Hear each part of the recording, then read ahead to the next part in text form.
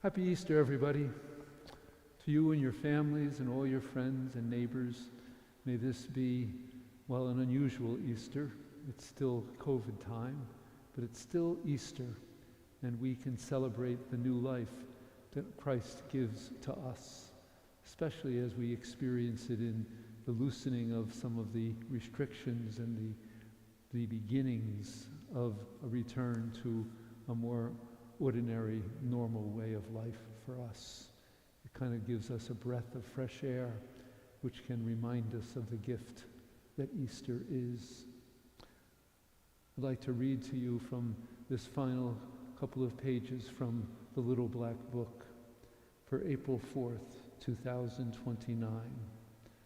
This is a poem from Saint Venantius Fortunatus.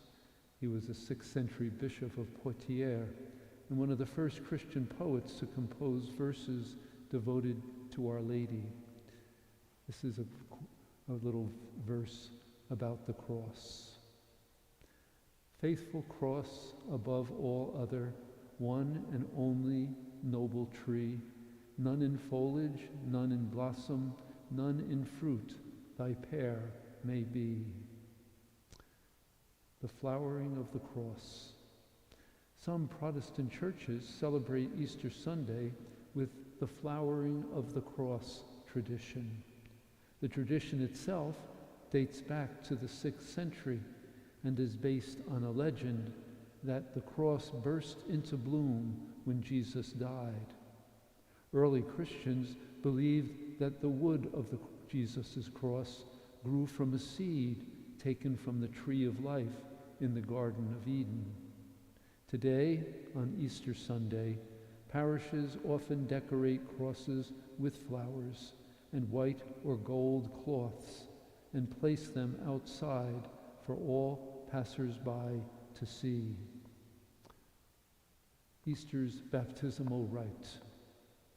What a new world we have come to through the waters of baptism.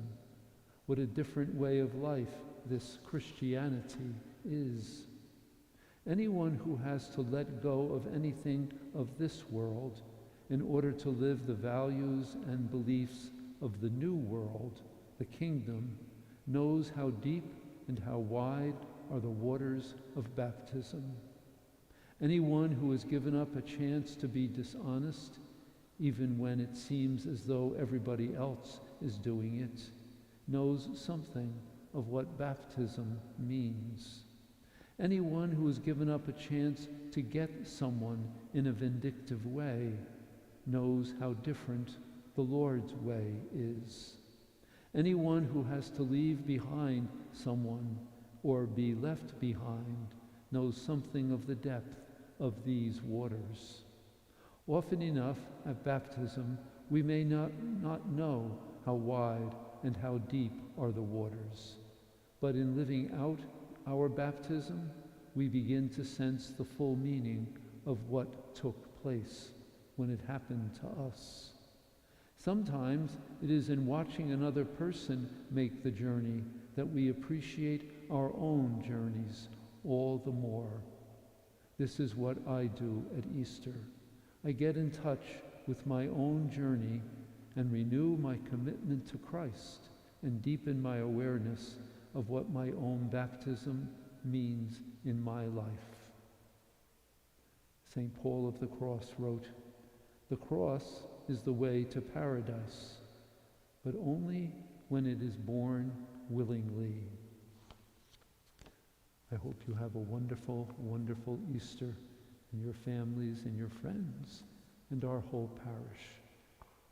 Happy Easter, everybody.